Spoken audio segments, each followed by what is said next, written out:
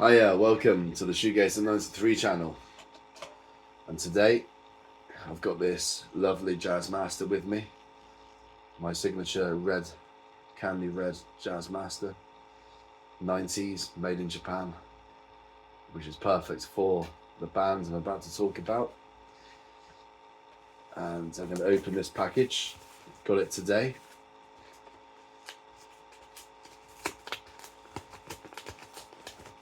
And the significance of the Jazz Master is because it is, the band we are focusing on is one of the most synonymous bands that are associated with the Fender Jazz Master. And this is Swervedriver from Oxford, England. And they were on Creation Records to begin with for the first two albums, Raise and Mescal Head, and the EPs, obviously. Petroleum Spirit Days is basically a vinyl that came out in 2023 that has a lot of the old EPs on it. The Son of Mustang Ford EP, Sandblasted EP, that kind of thing. So if you want that on vinyl, you can find that on Swervedriver's Bandcamp. But this is the 99th Dream. This is about their fourth album, remastered extended album. Alan Moulder, he mixed it at Conch Studios.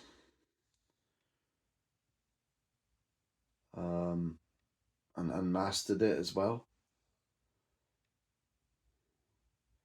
And this is this is their fourth album. Their Swervedriver's third and fourth album was a real tough time for them in the 90s. So they lost Creation Records. They were not on Creation Records. They got booted off, or they just didn't sell well enough, and I think they quietly faded away after Mescal Head, which is a real shame because that's the first album produced by the great Alan Moulder, and really is a lot of people's favourite Swervedriver album, featuring great songs like Jewel and Duress and Last Train to Satansville, Blowing Cool, Abduction, The Times, Something's Gonna Change or something. Yeah, but just great stuff on there. And so this is their fourth album, and yeah, it was a tough time for them. So I got sidetracked.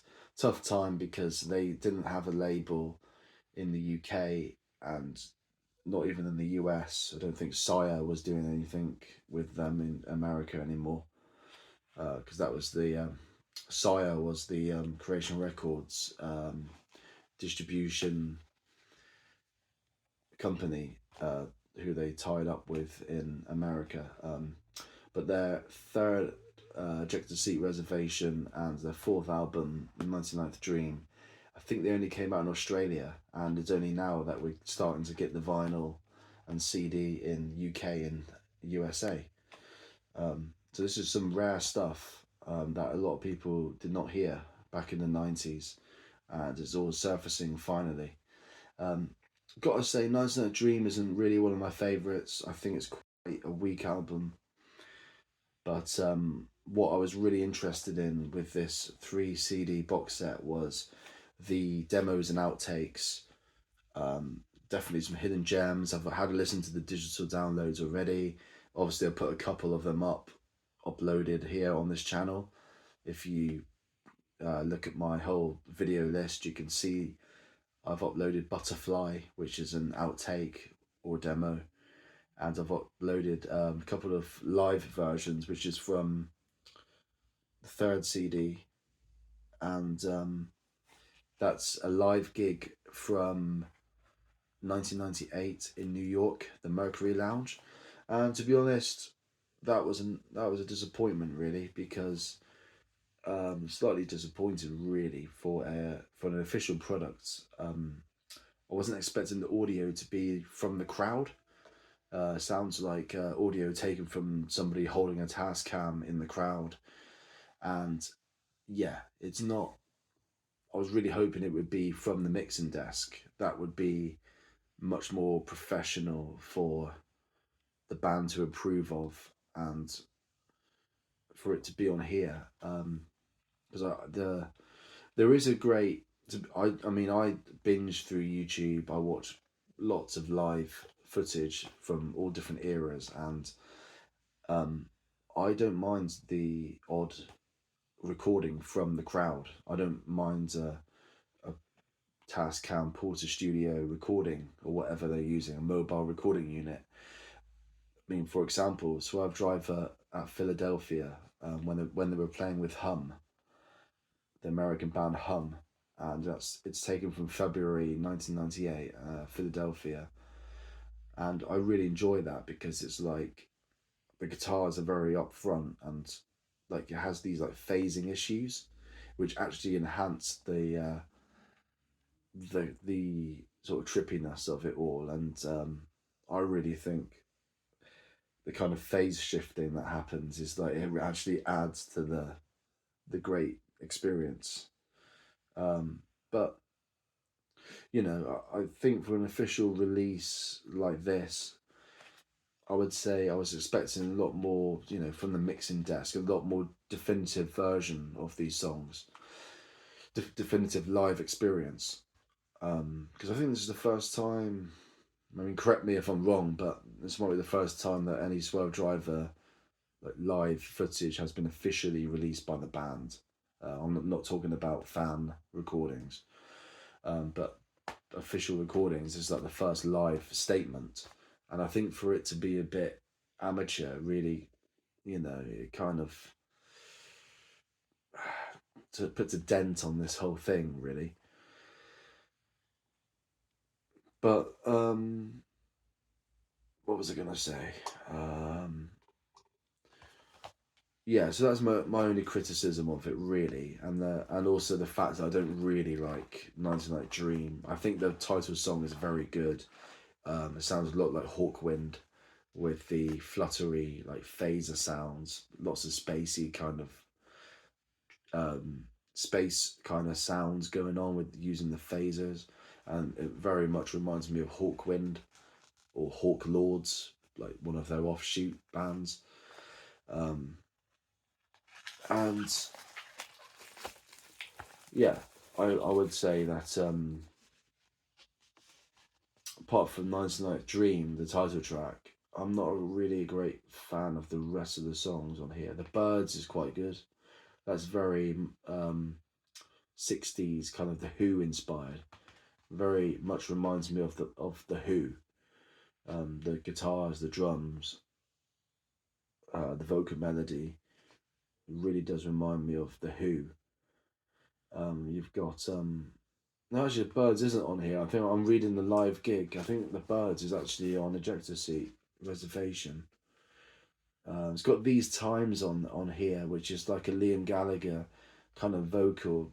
Yeah, that's something I've got to say. I think Adam's vocal style really changed a lot from the first two albums, where he had this like grunge slacker, Dinosaur Jr., Jay Mascis kind of, you know, kind of deep, kind of grungy American kind of voice. And then Ejector Seat and 99 Dream, he changes his voice from like baritone to like a tenor, and more of like an English, his home kind of tongue. You know, it's a bit more of an English accent that comes through a bit. You know, not it hasn't quite got the American what do you call it, twang, American twang to it. It's like much more straight, so it sounds more English. And you know, I think he does display more of a vocal um, variety. You know, by singing in tenor, it's not quite as slack. It shows that he's put more effort into the vocals. So I mean, that's quite a cool thing. Um, I think he worked out that he had to be a bit better at singing to appeal to more people, I guess. But yeah, this comes with yeah, like I was saying, you've got the outtakes. That's quite cool the way it folds out like that. Really good. Got some kind of like cartoony, um, kind of like what's it called, Wallace and Gromit style, plasticine kind of models of the band there. Um, so you've got the track listing here on the back.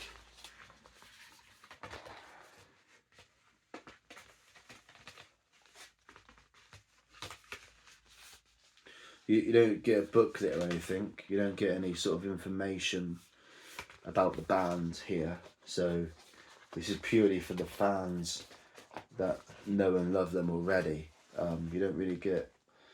Normally you get like a biography, like with the Ride box sets, the Nowhere and Going Blank Again box sets. You get like a mini book with it, but this one doesn't feature that. Yeah, it says here the Mercury Lounge live at New York, 14th of January 1998. Original audience mic recording by Scott Simpson, editing and master by Tim Turan. So it got a bit of editing and mastering, but definitely not mixed. That's for sure. It hasn't got that live mixing console mix like from a Trident or anything like Mutron or whatever it's called. Yeah, I was hoping for a lot better with the live album, because you think about like Ride live at Town and Country Club, Ride live at Brixton Academy. Like all of that is like got post production by Alan Moulder, straight from the mixing desk. Everything's clear, separated. So yeah, I thought Swervedriver would have a bit more of a definitive kind of live album kind of thing. I don't know how much say the actual band had in the decisions made on this, but sometimes they don't really get that, do they? Sometimes the decisions are made for them. So the outtakes, yeah, Butterfly was the one I uploaded. Thought that was very shoegazy, really, and one of the more shoegazy tracks. What else did I like? Canvey Island Baby, Sci-Flyer 97. So there's a demo of a track from Rays. So these outtakes are actually from their whole career. It's not just for the 99th Dream sessions. It's actually, I believe it's going back to like Rays and Mescal Head as well. Sea Foam, that sounded good. You've sealed my fate. Behind the scenes of the sounds and the times. And you got a couple of more live, which are much better. These actually sound like they're taken from the mixing desk.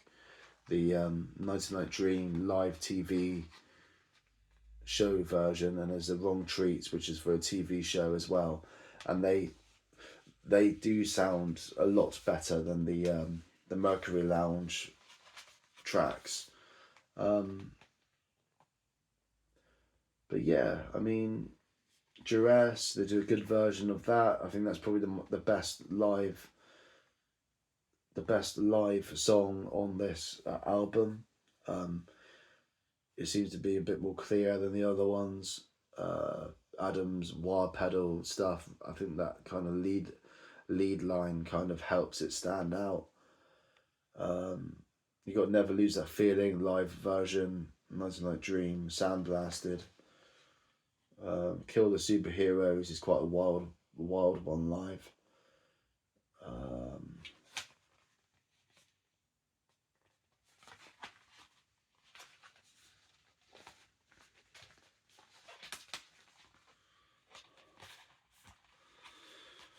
Yeah, you get some B-sides as well. So that's the full 99 Dream album. You get 93 Million Miles from the Sun, which is where that Doncaster band, Nick Noble, if you're listening, thanks a lot. That's where that Doncaster band got their name from. Why Say Yeah, the director's cut of Your Life, Straight Through Your Heart. They're the B-sides that's added onto the end of the 1990 Dream album. I quite like the design. I'm not really sure what the Coca-Cola can's all about. It does look cool though. The bubbles. I think they got a song called Bubbling Up, which is on, I think it's on the one before though, isn't it? It's on Check to See, Bubbling Up. So, yeah, maybe a little reference to that. Perhaps the field is like a reference to the Duel video where the band are like laying down on the floor playing their instruments like outside some university. And then maybe that's a reference to the rays, like the kind of the sun rays, but obviously in a blue colour instead of yellow.